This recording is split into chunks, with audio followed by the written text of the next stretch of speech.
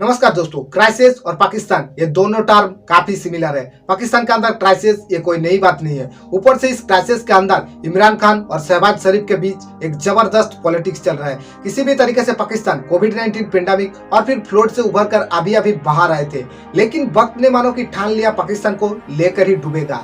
पाकिस्तान के अंदर लोग खाने के लिए तरसने लगा है, लोग एक पैकेट आटा के लिए एक दूसरे के साथ लड़ने लगा है, लोग चीख चीख कर सरकार से मदद मांगने लगा है। पाकिस्तान के अंदर इन्फ्लेशन रेट 25% से भी ऊपर चला गया है। बेसिक कमोडिटी प्रोडक्ट की प्राइस आसमान छूने लगा है, जैसा कि 1 किलो ओनियन की प्राइस 220 रुपीज हो गया है। वहीं पर 1 लीटर मस्टर्ड ऑयल की प्राइस 530 रुपीज पर पहुंच गया है। 35% लोग गरीबी रेखा के नीचे चला गया है। पाकिस्तान सरकार की एक्सटर्नल डिबेट हर रोज इंक्रीजिंग होता जा रहा है। सरकार बिजली को बचाने के लिए रात 8 बजे के बाद शॉपिंग मॉल, रेस्टोरेंट और फिर स्टोर को बंद करने का ऑर्डर दे दिया है।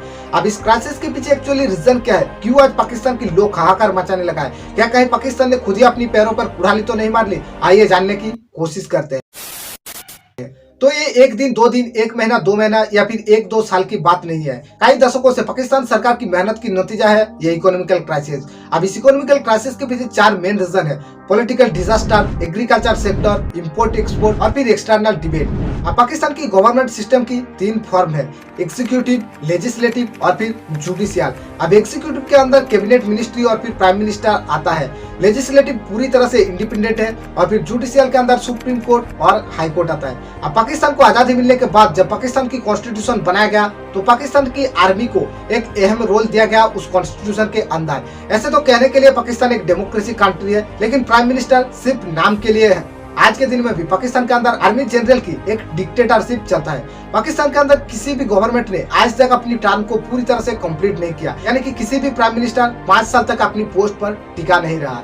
या तो उसको हटा दिया जाता था या फिर उसको रेजिग्नेशन देने के लिए मजबूर कर दिया जाता था। आज तक पाकिस्तान ने टोटल 18 प्राइम मिनिस्टर को हटा दिया।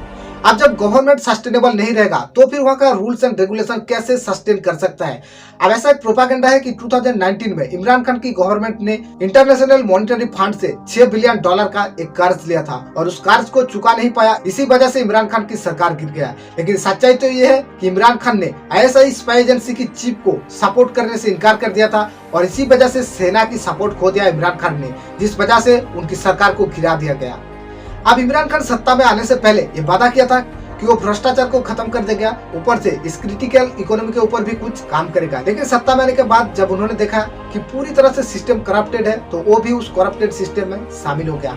अब पाकिस्तान के अंदर सिर्फ 1% ही लोग टैक्स पे करता है। अब ऐसा नहीं कि टैक्स पे ना करने की वजह से किसी भी कंट्री नहीं चल सकता है। कुवैत एक टैक्स फ्री कंट्री होने के बाद भी कुवैत की करेंसी दुनिया की मोस्ट स्ट्रॉन्ग करेंसी है। लेकिन कुवैत का मेन रेवेन्यू सोर्स है ऑयल और गैस इंडस्ट्री।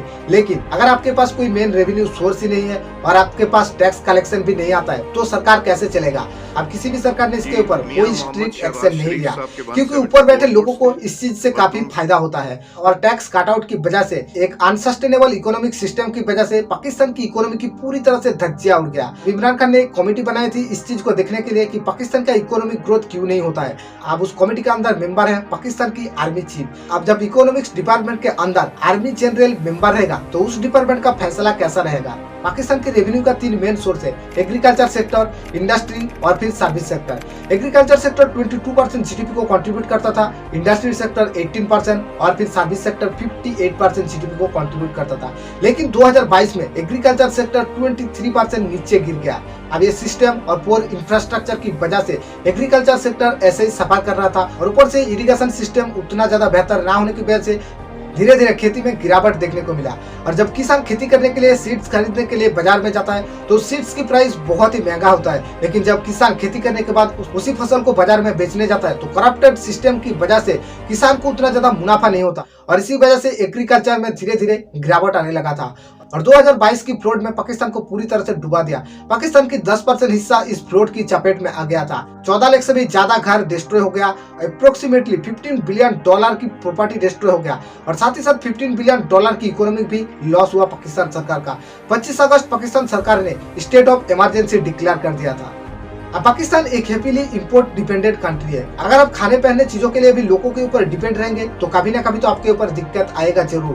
2022 में पाकिस्तान ने $32 बिलियन की एक्सपोर्ट किया था, वहीं पर 2021 में $34 बिलियन की एक्सपोर्ट किया था, यानी कि उनकी एक्सपोर्ट पिछले साल से भी कम हो गया। लेकिन वहीं पर अगर इंपोर्ट देखा जाए तो पाकिस्तान ने 2022 में $74 बिलियन का इंपोर्ट किया था।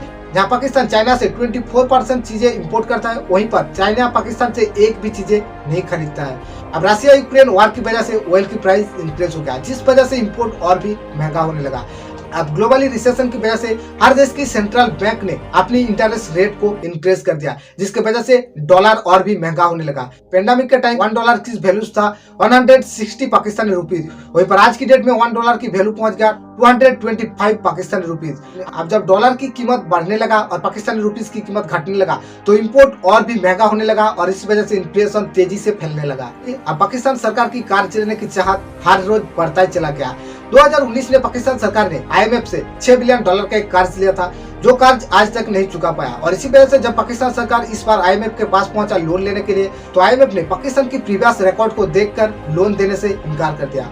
अब IMF पाकिस्तान को डेवलपमेंट के लिए लोन देता है कि ताकि वो पैसा डेवलपमेंट चीजों पर खर्चा करे, इंफ्रास्ट्रक्चर पर, प्रोजेक्ट पर खर्चा करे। लेकिन पाकिस्तान गवर्नमेंट अपनी बजट का 18 से 23% हिस्सा अपनी सेना के ऊपर इन्वेस्ट कर देता है। अब वर्ल्ड बैंक के डेटा के हिसाब से 2021 तक पाकिस्तान का एक्सटर्नल डेट था $130 बिलियन, वहीं पर 2022 में $274 बिलियन में पहुंच गया। अब पाकिस्तान के पास ऐसे तो खाने के लिए पैसा नहीं है, सिर्फ $9 बिलियन बचा हुआ है फॉरेक्स रिजर्व में, और ऊपर से इस साल को चलाने के लिए मिनिमम $13 बिलियन की जरूरत है। लेकिन 2023 में पाकिस्तान को $13 बिलियन का लोन रिपे करना पड़ेगा, जिसका 30% लोन है चाइना के पास। आपको क्या लगता है, पाकिस्तान इस क्राइसिस से जल्द बाहर उभर आ सकता है या फिर और भी नीचे धंसता चला जाएगा? उम्मीद करता हूँ पाकिस्तान की इकोनॉमिकल क्राइसिस की वीडियो आपको इन्फॉर्मेटिव लगा। Thank you so much for watching this video. Wish you all the best.